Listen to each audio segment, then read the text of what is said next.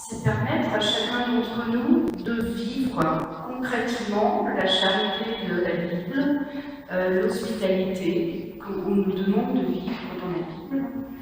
Et cela permet à ceux qui auraient une chambre de libre, un sous-sol aménagé ou un studio momentanément libre, de vivre cette charité, j'ai envie de dire, en toute sécurité, entre guillemets. J'ai initié ce réseau sur Le Mans il y a 1 an et demi, 2 ans maintenant, parce que nous nous étions rendus compte, à la pastorale des migrants, que la préfecture, les administrations n'avaient pas toujours les moyens, comme vient de vous le dire Alain, de loger en urgence des personnes qu'on appelle primo-arrivants, c'est-à-dire qui arrivent tout juste sur Le Mans pour demander l'asile.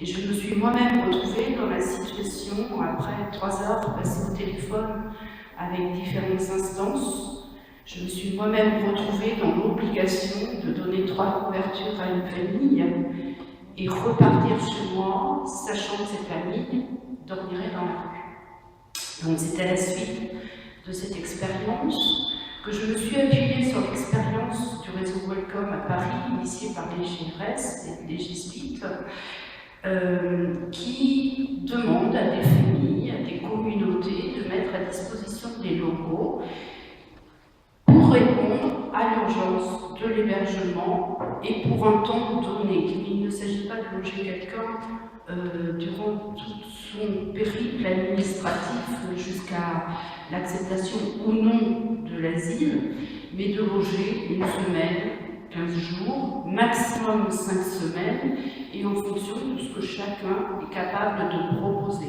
Il ne s'agit pas de se mettre à disposition et de changer sa vie ou sa façon de vivre pour accueillir quelqu'un chez soi. Il s'agit d'accueillir dans sa vie, telle que chacun a l'habitude de la vivre, une personne qui a besoin momentanément d'un hébergement. Alors c'est bien sûr à titre gratuit, et puis c'est suivi par un contrat signé tripartite, la pastorale des migrants, la personne qui accueille et la personne accueillie. Dans ce contrat est noté tout ce que les personnes sont en capacité de proposer.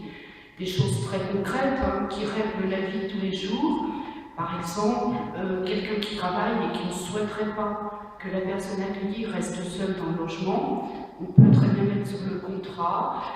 Nous souhaitons que la personne sorte en même temps que nous à telle heure et revienne à telle heure le soir en même temps que nous. Est-ce qu'on donne la clé à la personne ou pas? Ça, c'est à chacun de voir. Est-ce qu'on propose le repas le midi ou pas? Est-ce qu'on règle le lever? Est-ce que pour des besoins d'organisation, une personne doit être levée avant 9 h, par exemple, le matin? Enfin, vous voyez, ce sont des choses très très concrètes que l'on met, ce qui impose que la pastorale des migrants, et moi en l'occurrence, je rencontrerai chaque personne proposant un hébergement pour bien caler avec ces personnes ce qui peut être proposé. Voilà, je ne sais pas si j'étais assez claire, mais je suis vraiment à disposition, soit maintenant, ceux qui le souhaitent, soit ceux qui souhaitent encore réfléchir à cette proposition, parce que chacun, c'est pas simple d'ouvrir sa maison, c'est pas toujours facile. Voilà. Alors, on me souffle à juste titre, merci Alain, que effectivement le fait de s'appuyer sur le réseau Welcome créé sur Paris permet d'avoir une assurance en cas de dégradation volontaire ou involontaire de la part de la personne que vous accueillez. Il y a donc une assurance nationale qui est gratuite, c'est pas mal, et qui permet quand même de se donner une petite sécurité par rapport à des choses qui peuvent arriver. Par expérience, depuis 2 ans, je n'ai entendu parler de rien. Donc ça se passe plutôt bien. Et puis ce réseau Welcome, nous ne sommes pas les seuls à le mettre en place. Il y a 2 ans, quand je l'avais proposé sur Le Mans et quand je l'ai un peu installé sur Le Mans, nous étions 3 réseaux Welcome en France. Aujourd'hui, on doit arriver une petite vingtaine.